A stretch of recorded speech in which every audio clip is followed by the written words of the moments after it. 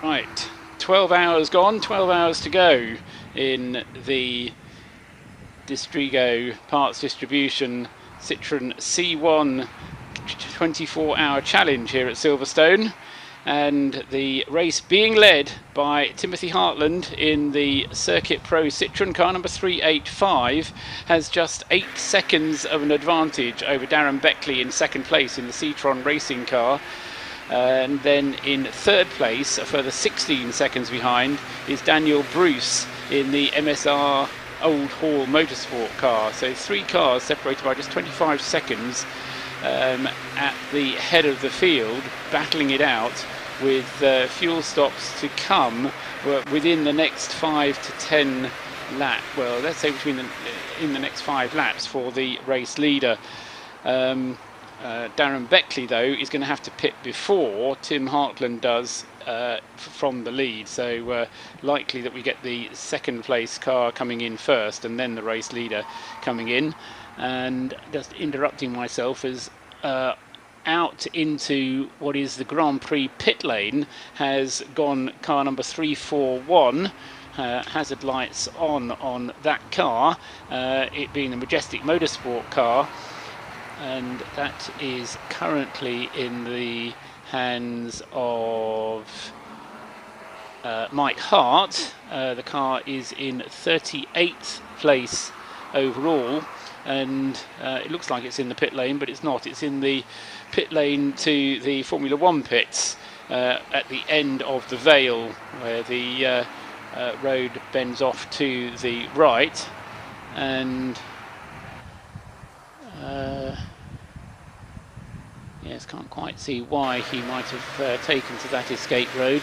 Just wondering if there is another car that is off in the Vale, which is causing the yellow flags to be shown. Anyway, there are yellow flags at the end of the Vale, and yes, the car being pushed in the pit lane. As I say, there's marshals just pushing the car down the pit lane, and he's kind of fairly well out of harm's way. There's a good 20 or 30 meters or so of grass between the edge of the track and the pit lane, so it's not an active pit lane at all. So should be able to get that car to a place of safety at least, and then we'll be able to see whether or not the driver is going to be able to get it restarted there. Mike Hart in the Majestic Motorsport car, that car losing ground though all the time. Citroens often die, but they often come back to life again, and so yes, just running down the race order, 3 cars very close together for first, second and third places, then 2 further cars that are on the lead lap, although in 4th place Clive Brookson coming towards the end of his tank of fuel, and he is also a minute and 10 seconds behind the other 3 cars. Alex Day at the wheel of the 333 Toll Bar Racing Citroen is on a bit of a charge once again. He doesn't know any other way to drive, and he is closing in. He's just 15 seconds behind Clive Brookson, and he may well catch Clive before the end of his stint, and if he doesn't, then as soon as Clive dives for the pits, Alex Day will be through and back into 4th place. He had the car in 3rd place earlier on during the pit stop cycle, or Rob Austin had the car up in the 3rd place earlier on through the pit stop cycle. Then next up in 6th place is car number 480, the Team Merlin International car, which has been very well driven by its team of female drivers. Katie Milner is currently at the wheel of it. She had to make an extra pit stop, very short pit stop, but cost her a bit of time very recently, and so that was an extra stop for the Team Milner International car. Otherwise that would be further up the field, but they're in 6th place at the moment. I think they'd probably be in 6th place still, because they're very nearly 3 minutes actually behind the Toll Bar Racing car. 7th place is Graham Davidson in the orange motorsport car number 449, and that is taking advantage of the fact that the 411 car has just had a pit stop, and having been taken over by James Wrigglesworth, James has fallen back to 9th place. Adam Preble in the Silver Lake Racing car 398 has had the opportunity to get past the 411 as well. But of course, James Wrigglesworth, having just had that pit stop in the 411 car, has now got a full tank of fuel, and he's looking to go for the next 2 hours or so in his car to try and get some of those places back, whilst a lot of the cars around him are still looking forward to making their equivalent pit stop. So the situation very open there. Wrigglesworth is 9th. In 10th place is Paul Donkin in the ITC1 Citroen car number 325 in 10th. 11th place is 488, the Roll Centre car, going very nicely now.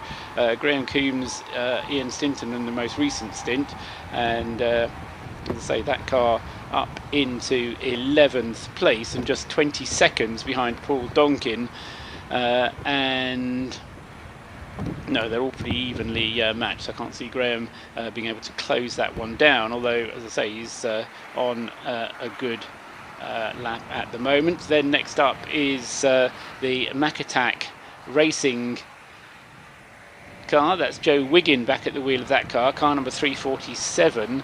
That car, which was on a charge earlier on, is now about 40 seconds behind the Roll Centre car. Anyway, it's in 12th place. In 13th place is Josh Potter in the Spy Motorsport Citroen car number 370. And then in 14th place, Morgan Jones had a little spin earlier on, lost some time, lost about 10 minutes getting the car sorted out on one lap, and that's Morgan Jones in the 390 ASR entered car. 3 minutes 22 was his most recent lap time.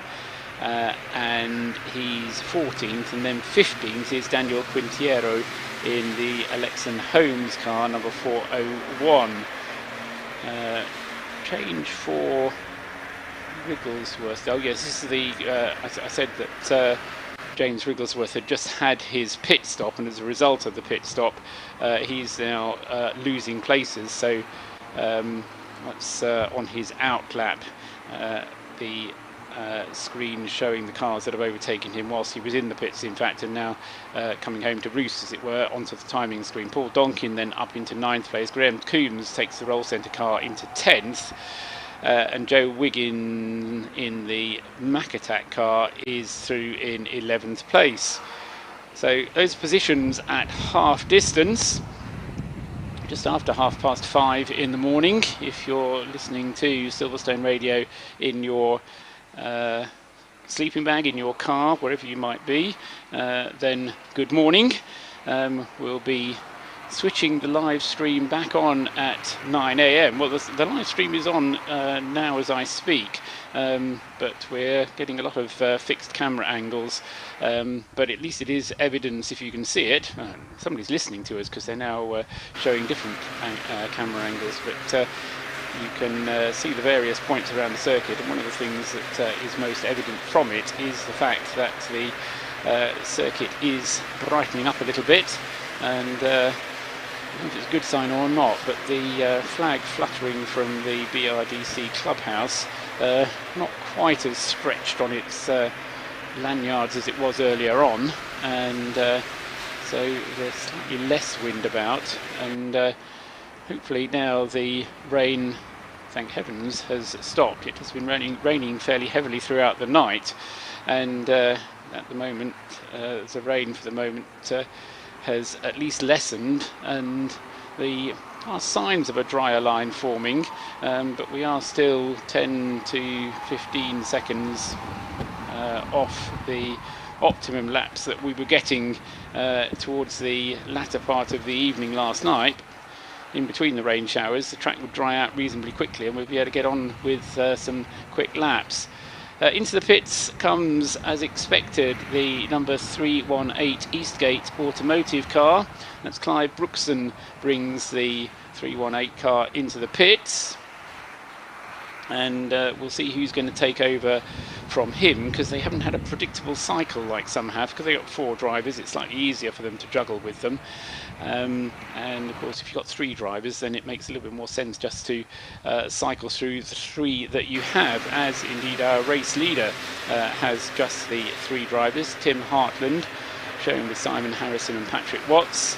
And at the moment, Tim Hartland still out there leading the way and extending his margin in 2nd place. Now, Bruce has been working away, and he is now right on the tail of Darren Beckley.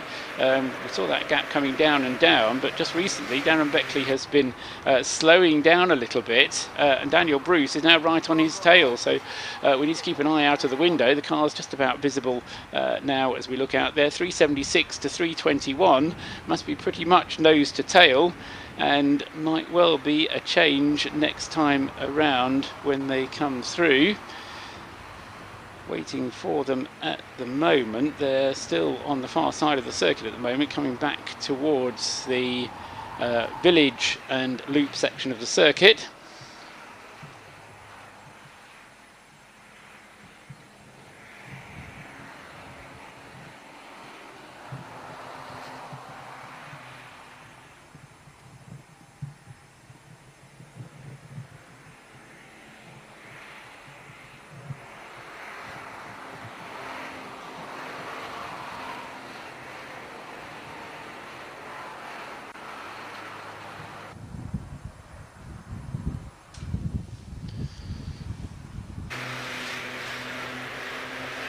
So looking out of the box up towards the BRDC clubhouse, and who's going to appear out into Luffield.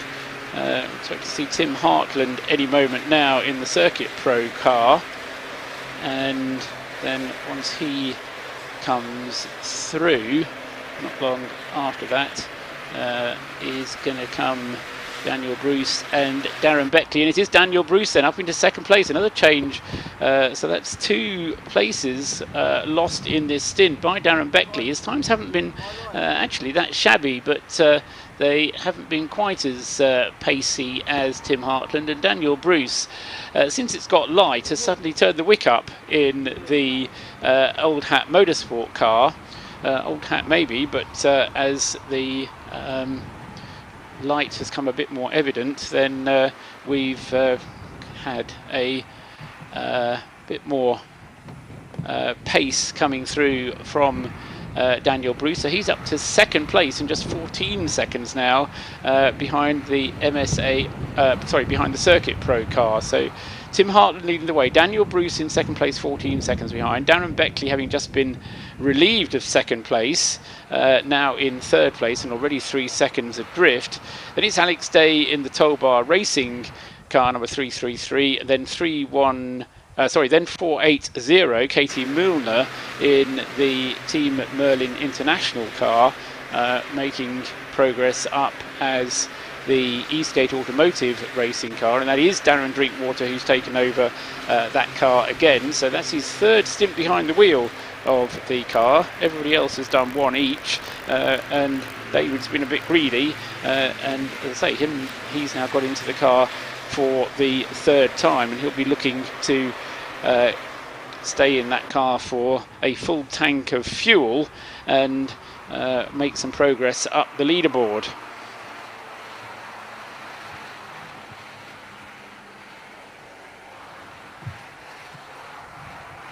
Dear, and another car has come to a roly-poly end, probably not an end knowing the Citroens, but a car on its roof, and there's look across to the Cops car, and there's another car that has spun and ended up on its roof, and I fear with 2 cars on its roof we may have to have the safety car out. I'm just trying to work out where the other issue that was picked up by the live cameras is, and it's work out where that is. Is that coming through the loop, possibly. We'll have a look there, not at the loop or possibly village.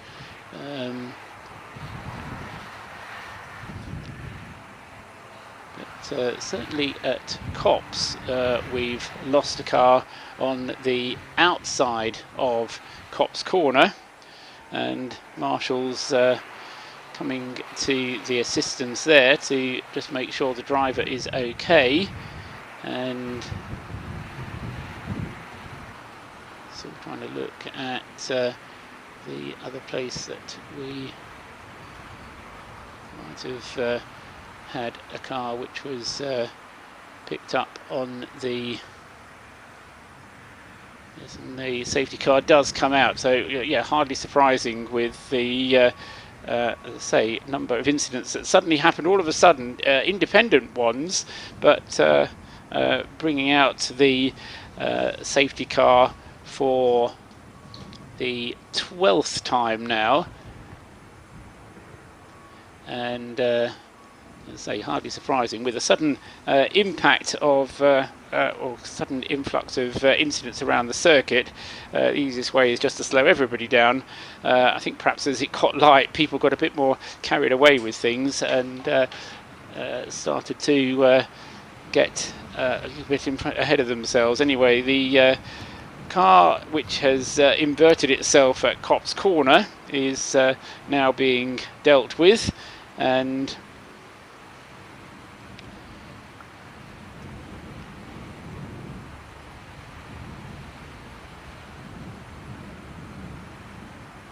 yes, I see where that camera angle is. It's one that's confused me mightily. It's on the inside of the left-hander at Brooklands, I do believe, and then we go from there. The cars go out of sight to the left, coming into the right-hander. Another car spinning off into the infield there, and so on the outside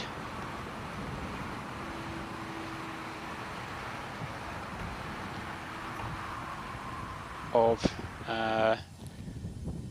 Brooklands is... Oh no, it's on the outside of Abbey is where the car that has ended up on its roof.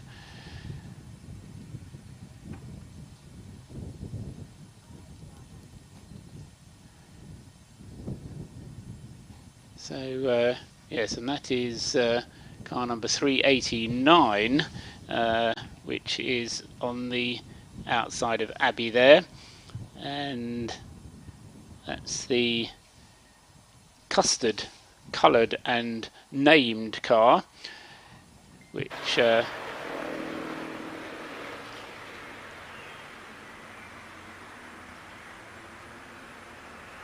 was in the hands of Tom Woodcock when it came to grief just a couple of minutes ago, and Tom Woodcock was in 50th place. And the other incident which caught our attention is over there at Copse, and let's see if we can pick out which that car is, but yeah, it's a bit too far away to pick up on the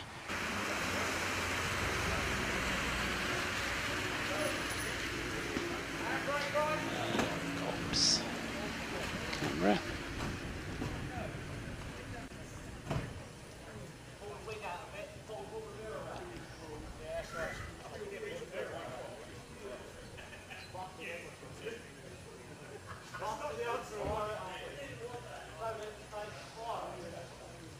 Yeah, so car off at Abbey and another one off at Copse. So safety car comes out to neutralise the field and calm everybody down for a little while. And into the pits at the moment is the 386 car, and that is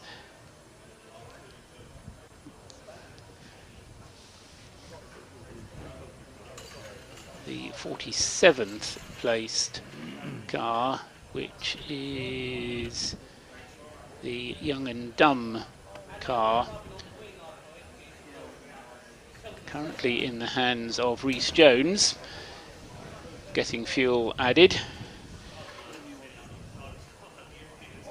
And not sure if others will take the opportunity. We saw the 376 taking on fuel during the last safety car period. Also saw the car of the race leader Tim Hartland taking on fuel last time we had a safety car. So not quite sure if there's going to be worthwhile getting more fuel at this stage.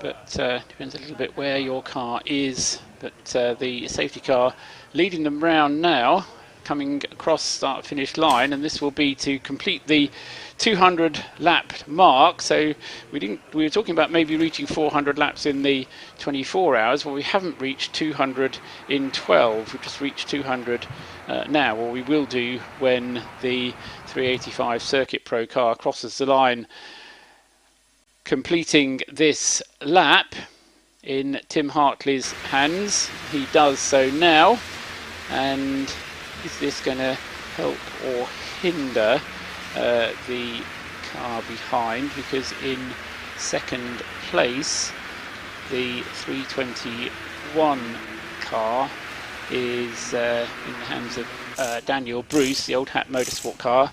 Well, it's yes, going to close everything up, because what's happened is the safety car has come out at just the right point to close all the gaps down between certainly the first, second and third cars.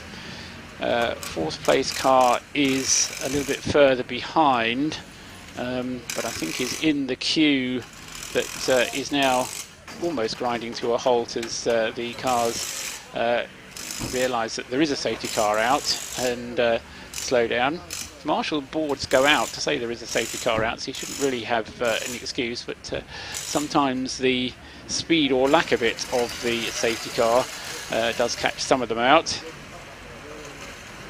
and it all ends up with a bit of a concertina effect. But these are racing drivers who are supposed to be better than your average driver, and indeed paying more attention. So we've had 1, 2, 3, 4 cars going through now to complete their 200th lap, that being Tim Hartland, Dan Bruce, Darren Beckley, Alex Day.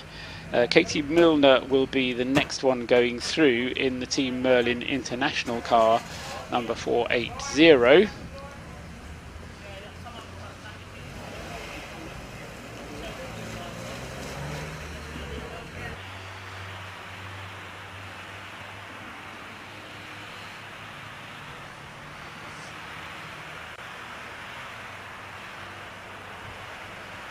But she hasn't yet caught up with the tail of the safety car queue, and I just wonder, yes, I think she probably was. She was probably in the queue, but ahead of the leading, yes, ahead of the leader. So by the time the safety car queue is all formed up, she will have to make up the best part of a lap. So that's unfortunate for Katie Milner. That will lose her some ground on the race leaders with whom she was catching up.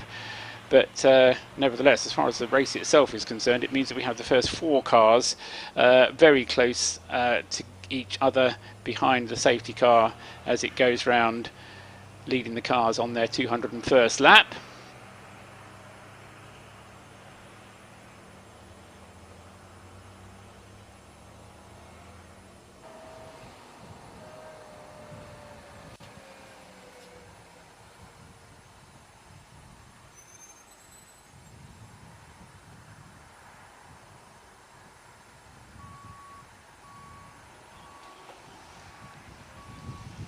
Flatbed trailer arrives at Stowe Corner to deal with the custard coloured Citroen, and just looking at the marshals, I'm not sure whether, no, they are going to leave the car onto its all four wheels, getting it off the roof onto its side, and now with the help of 1, 2, 3, 4, 5 of our able volunteers have got it onto all four wheels. Driver was already out of the car, having extricated himself from it, and was the say the Custard team car, which Tom Woodcock had been driving, and has now, having been a bit biffed and battered around the edges, is now back on all four wheels and is being dragged out of the gravel bed on the exit of Abbey.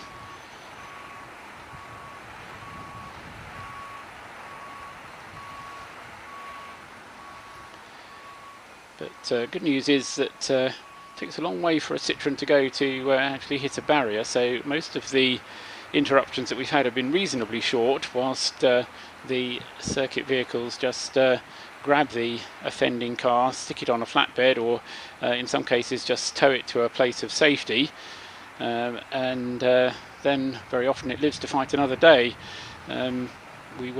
I did a quick count earlier on and discovered that there were 4 cars that we could kind of write off. Let's say that we're ever going to write anybody off, but certainly cars that are falling so far behind that they're unlikely to make another appearance.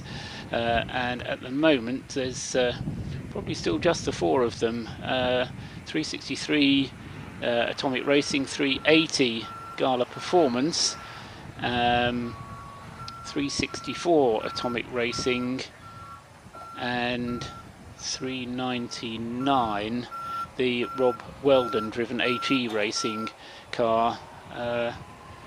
Rusty Nail and Silver Lake might possibly still be going, and yes, probably all the rest of them still trying to keep going, if nothing else. Now, what's happened to Katie Milner for number 480 hasn't come round at the end of that lap, and I would have expected her to do so by now. Waiting for 333, the toll bar racing car of Alex Day, to come past. But neither toll bar nor... Yes, there goes Katie now.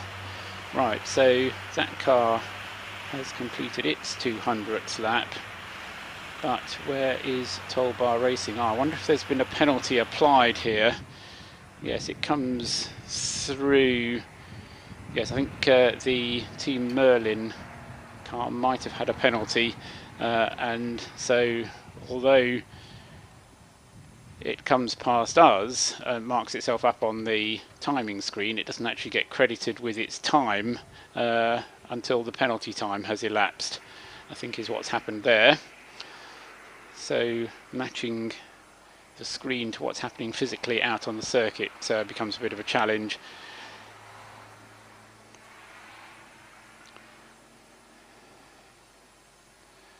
So again, a somewhat slow pace of the safety car across the start finish line, but then it picks up the pace around the rest of the circuit. So the lap times behind the safety car, 5 minutes and 3/4 there or thereabouts, and although they're going very slowly in front of us here at Woodcote, they then speed up and get much more pace around the rest of the circuit. But importantly, say gaps between the first 3 next to nothing, and then back to 4th place is 3/4 of a minute, so that's just further down the queue of the safety car, but part of that is because the no, in fact the Alex Day car is, both Alex Day and Katie Milner are ahead, that's right, of the race leader behind the safety car. but there is a penalty applied somewhere there because Alex Day's time doesn't appear on the screen until after Katie Milner's does. Right, so Citroen's spread around the circuit, trying to catch up with the safety car for the large part, and most cars have chosen not to pit under the safety car, but one car significantly that has is now the race leader, and that's Tim Hartland in. And my guess is this is to hand the car over to Patrick Watts. So Patrick will have got up and had an early breakfast, it would seem, this morning, and no doubt now limbering up to get himself behind the wheel of the car that, when I spoke to him on Friday, I got the impression he was just doing it for a bit of a laugh, but then I think quite a lot of drivers are doing it for a bit of a laugh. But here they are now, 12 hours into the race, 12 and a half hours into the race to be precise, with the Circuit Pro team of Tim Hartland, Patrick Watts and Simon Harrison leading the way at the front of the field, but not by very much, behind the safety car, waiting for green flag to say they can go racing again. Now, of course, with the safety car out there, Patrick will take the car over in the lead, but he will lose the lead whilst the safety car is out. He'll be held at the end of the pit lane when the pit stop is over, and at the moment the 385 car is not still waiting at the end of the pit lane because it's gone back out onto the circuit. And so therefore it is probably going to be able to join in at the back of the safety car train, and that will mean that Patrick Watts will be able to rejoin in 5th place because he'll be behind no, he'll be back in 4th place.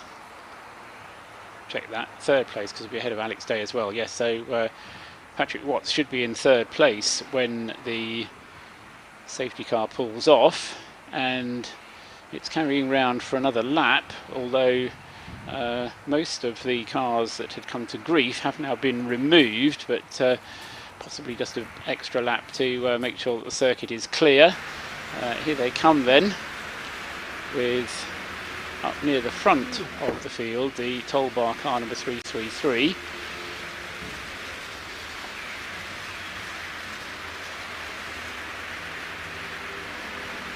And also near the front is the Team Merlin International car.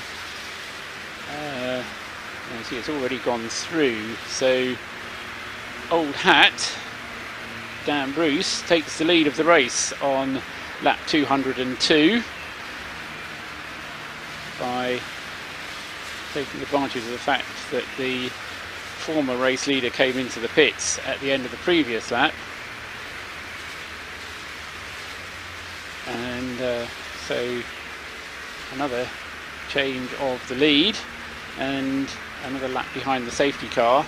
So Dan Bruce in Old Hat Motorsport, car number 321, back to the lead of the race. There's just 2 car lengths, and then you get the next one through, which is Darren Beckley driving the Citroen Racing Citroen, and then further back down the same line we have Alex Day in the Toll Bar Racing car, and so he's not going to be 3rd, he's going to be 4th by the time they come round, and possibly 5th in fact, because I'm fairly sure that Katie Milner is in the queue of cars waiting to come across the line. In fact, yes, she is. You can see the 480 car about to come through.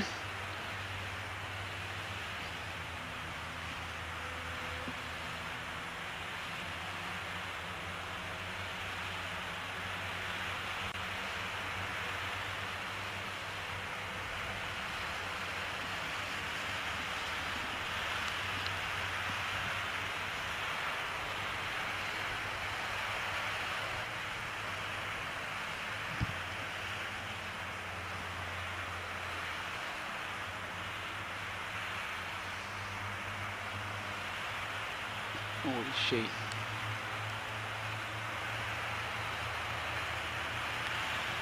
No, I don't think we have had Katie Milner, so of the various suggestions I made, Patrick Watts is, I think, going to come through in 4th place after his pit stop, and being shown on 202 laps. Yes, that's right, because Katie Milner somehow lost a lap, which I missed how that happened, and is now 1 lap adrift in car number 480.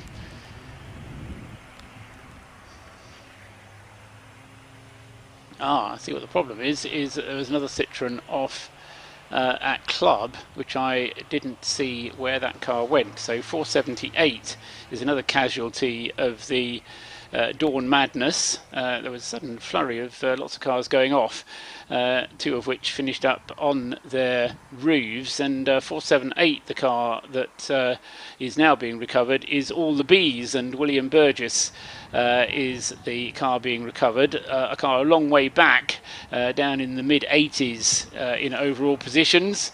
That car then being recovered from Club Corner on the inside of the circuit there, and that's a slightly more awkward place to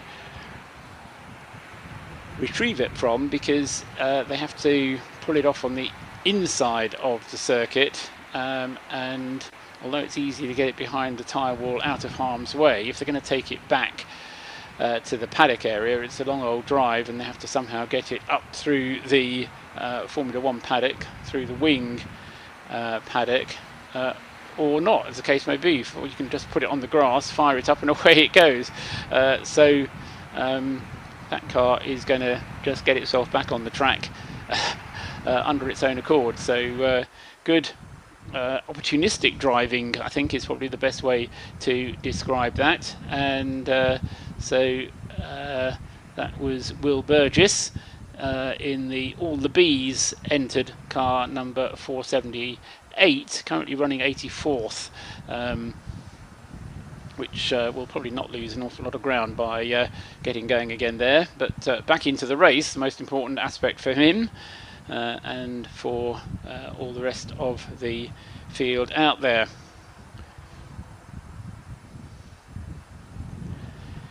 So the safety car coming into sight at the Brooklands with the lights out. So this time around we are going to get back to racing, and the safety car will pull off into the pit lane, and then we'll be able to get going again, and there'll be a right old ding-dong, I fancy, between Dan Bruce and Darren Beckley, the 2 DBs.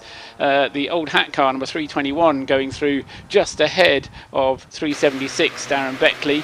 Nothing to choose between either of them, both of them trying to get a very good start and get the jump on the other. They go through now, they're separated by, there goes 1, 2, 3, 3.4 seconds is all that separates the two of them. And just noticing the car, the Area Motorsport car 384, still out there and circulating, a car that another car that led the race earlier on in the race, and 384 having ended up on its side over at Cox Corner earlier in the race. Rob Baker was at the wheel at the time. He's back at the wheel now, and that car, after all its trials and tribulations, currently running in 76th place overall.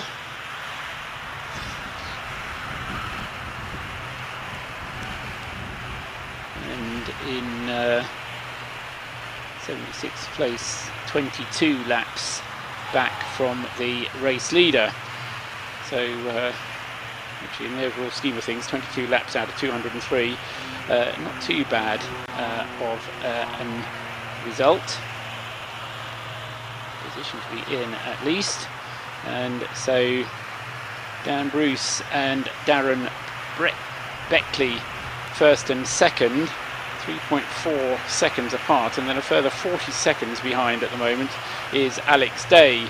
Then you have to count another 40 seconds before, well, the screen is showing me Tim Hartland, but again, I've got to think that following the safety car, that is probably not going to be Tim Hartland now. It's going to be going back to Patrick Watts. So somehow coming out of the pits when the safety car is out confuses the issue, and it takes us a couple of laps of cars going round before we get the right driver identification come up on the screen. But we get there in the end, as off somewhere else around the circuit has gone the 448 car, the Team Rockingham car, which was another car that's had its more than its fair share of problems over the course of the race. It's in the top 30 though. In fact, it is in 40th place, and it's Pete Oller at the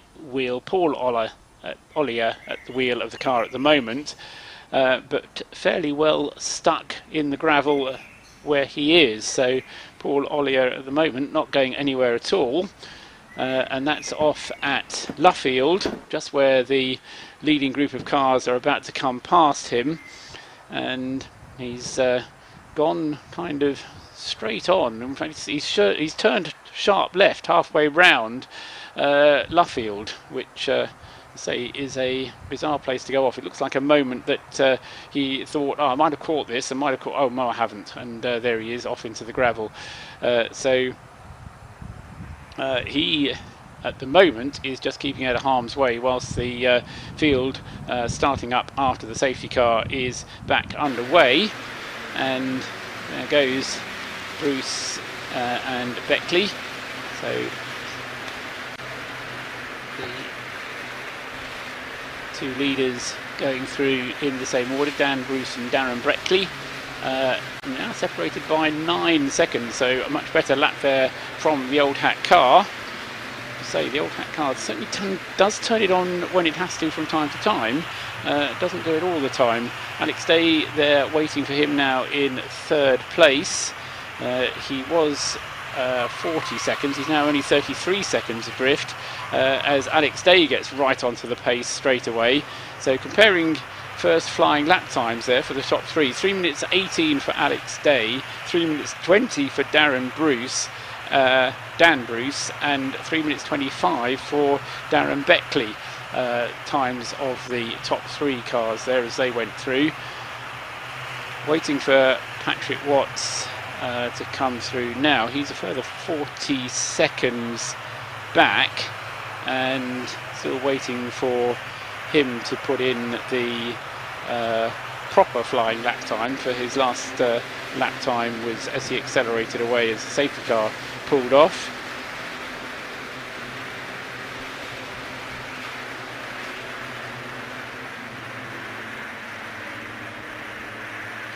And it wasn't quite such a quick lap, still being shown as Tim Hartley behind the wheel. People continuing to drive past the stranded Rockingham car in the gravel there at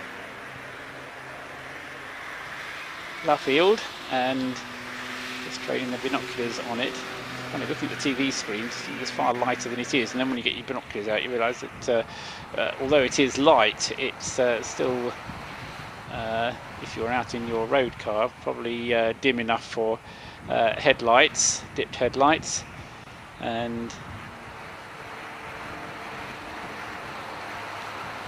yeah, so the Rockingham Citroen still stuck in the gravel, and of course, having been quite handily placed in 30th place, Paul Ollier now slipping back to 33rd, and will probably lose another lap next time around because the rescue unit still hasn't quite got to him.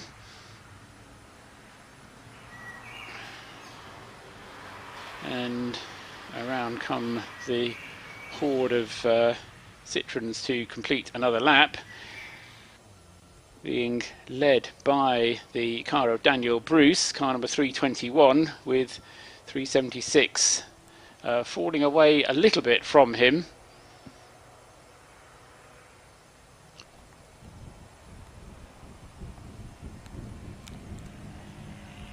goes Daniel Bruce. So he's in the leading group, and then we wait for 376 in the next group, the Citroen car. That goes across the line now, all on his own, so he's got clear lap, clear track around him, has Darren Beckley, but at the moment 5 seconds off the pace, it would seem. So that's going to be an encouragement to Alex Day.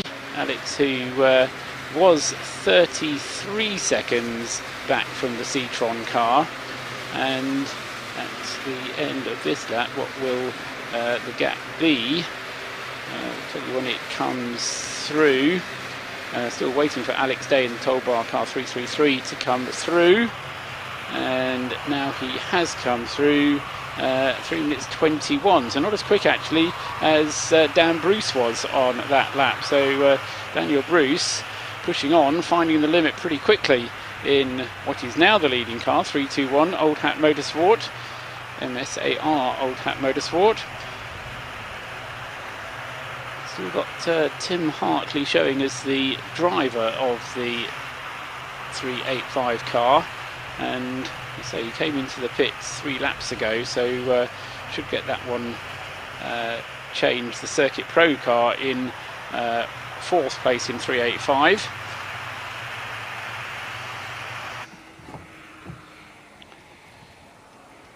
Rest of the field filing through across the line.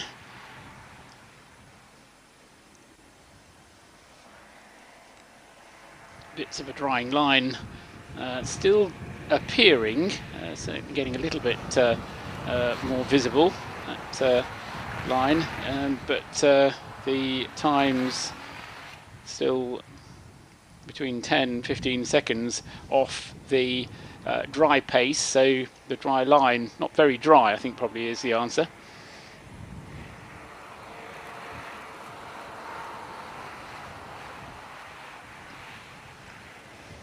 Rescue unit on its way to Luffield. We've been hard at work all night, these Silverstone rescue trucks, trying to gather people in, and Paul Ollier's car then will shortly be retrieved, but again it's going to be 3 laps lost in the gravel whilst the rescue units get to him, and then he'll get another 3-lap penalty slapped on him for having outside assistance. But same for everybody, and they knew what was going to happen. 4 cars on the lead lap, and then 1 car is 1 lap back from the race leaders, and that's now Katie Milner with the Team Merlin International car, number 480. Still a bit of a mystery as to how that car lost that lap, because it was on the lead lap when the safety car came out, but I think the way that it fell didn't quite work out for them, with the race leader coming into the pits. 5 cars then 2 laps behind the race leader, being led by Graham Davidson with the 449 Orange Motorsport Citroen. And now the rescue unit arrives at Luffield to help Paul Ollier out of the gravel in the Team Rockingham car, but yeah, having had a 30th place when he fell off the track, he's now fallen down to 45th, and another car which has had a problem is the 39th placed PrepTech car in the hands of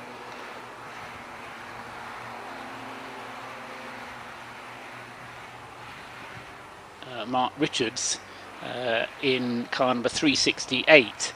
I realise that saying the PrepTech car doesn't always work, because there's 3 of them, and another car on its side at Abbey is the ITC car, which has been fairly well up throughout the race thus far, and is currently in 14th place, and that's Stephen Nuttall, who's managed to roll his Citroen Saxo onto its side. Seems to be a feature that most people have managed to do in this race. Not most, that's a vast exaggeration, but it does mean that we've gone to safety car again. That's with, say, Stephen Nuttall's ITC car. It's 14th place when he had that issue with the car. That's the car number 325. Just looking it up on the lap chart. Yes, it just got itself up into 14th place thanks to the efforts of Stephen Nuttall to fight his way up. Earlier on in the race he was up in the top 6, and in fact had just come out of 8th place a few laps ago. So Stephen Nuttall out of the car, and I think is he going to help to roll it back onto the all 4 wheels? He's standing by ready for when the rescue truck appears. Many hands make light work, with 5 marshals already in attendance, and Steve Nuttall not shy normally in coming forward. And 1, 2, 3, go on, give it an extra heave, Steve. Managing to not just roll it onto its wheels, but actually slide it through the gravel bed. So the Citroen C1, weighing less than a ton, not that much of an effort to push around. But anyway, Steve Nuttall out of the car, safe, and walking now across the gravel. Safety car out, and an opportunity then for the flatbed to come and deal with the latest Citroen to come to grief, this time into the gravel at Abbey.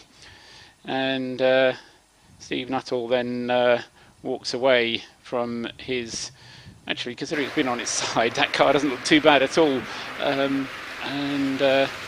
So the race organisers now declaring that it's daytime, as if that should make the sun shine. So let's all think about that, and maybe it will. But at the moment, just still very cold and windy, but not quite as wet as it was earlier on.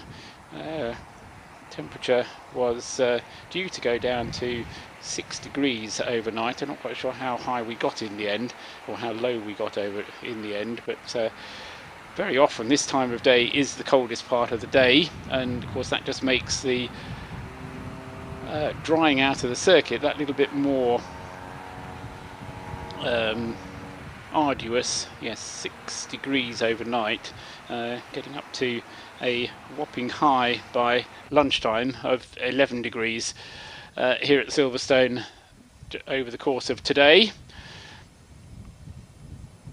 as these mighty Citroens continue to battle their way around the Silverstone Grand Prix circuit, keeping themselves in more or less the right shape and semblance of order.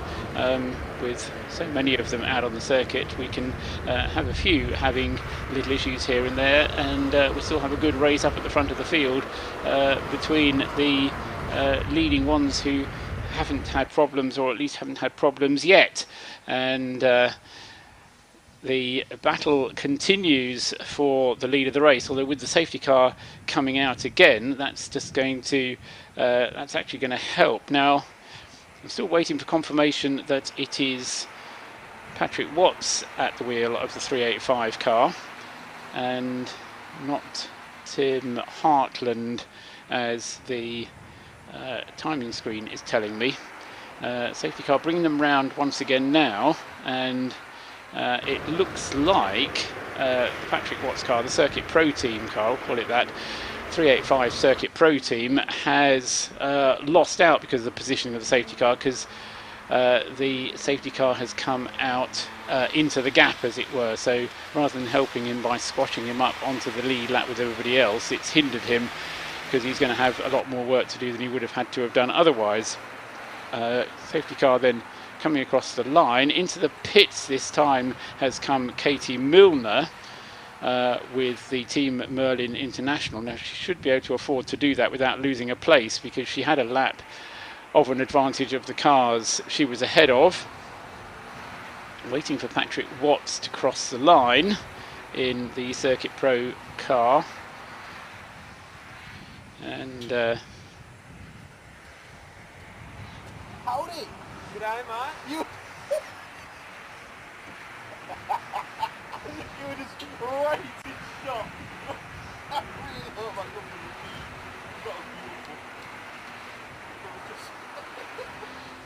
Quickly checking to see if anyone's given me any information yet. No, they haven't.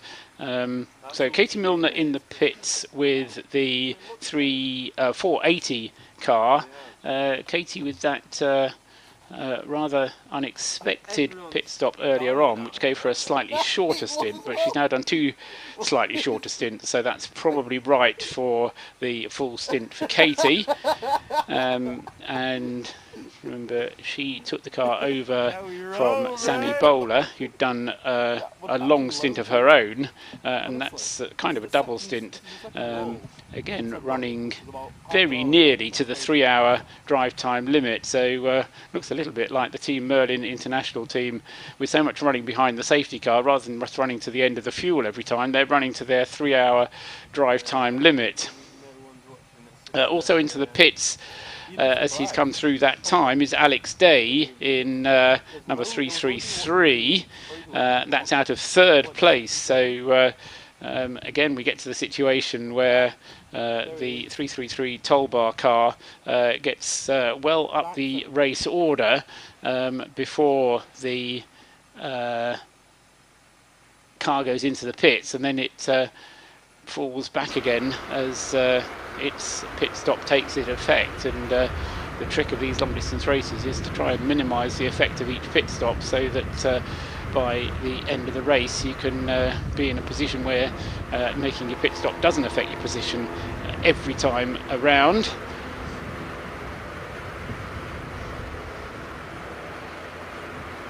So first 2 cars close to one another behind the safety car. A similar gap between 2nd and 3rd, except the 3rd place is now in the pits, so that's a false gap.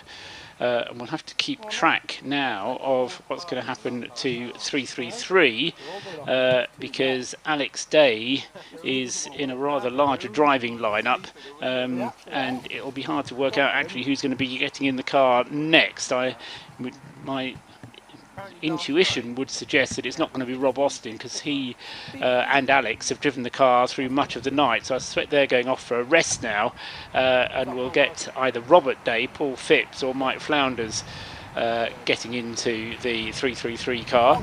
Still in the pits at the moment, and in fact he's only been there for 2 minutes, so there's going to be more fuel to get into the toll bar racing car before that's going to be able to exit the pits.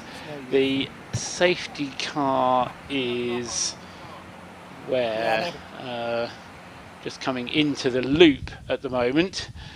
The car of Stephen Nuttall has been taken away and is out of the way, so if we're very efficient on our communications, we might just get the safety car lights going out as we come down the Wellington Straight this time, but that's going to be a tall order to make sure that all the communications that have to take place to confirm that the track is safe to go racing on have been completed, and I'm not sure that we're going to be able to do that. Oh, yes we are. So hats off to the Silverstone workforce, to race control, and to the communications between them, because it all works swimmingly well. And as the cars come down the Wellington Straight, the lights went out, and with the safety car will be coming into my view from behind the BRDC clubhouse in just a few seconds time, and its lights do indeed seem to be out, so we're going to be able to go racing straight away. So having the opportunity of making that call so late in the day makes the racing a bit more efficient, makes planning for your race team a little bit harder, because you never quite know when the safety car light's going to be turned out. But halfway down the Wellington Straight is when they go out, and that gives them probably about 30 seconds to then get racing underway again. If you're at the front end, if you're at the back end, then you can still be at the loop charging along, not quite knowing whether the safety cars come out or not. Right, race back on again. 208 laps are completed, and waiting for Daniel Bruce, Darren Beckley at the front of the field, separated by not very much, to come through and complete the next lap. Still haven't got 3:21 across the start finish line, and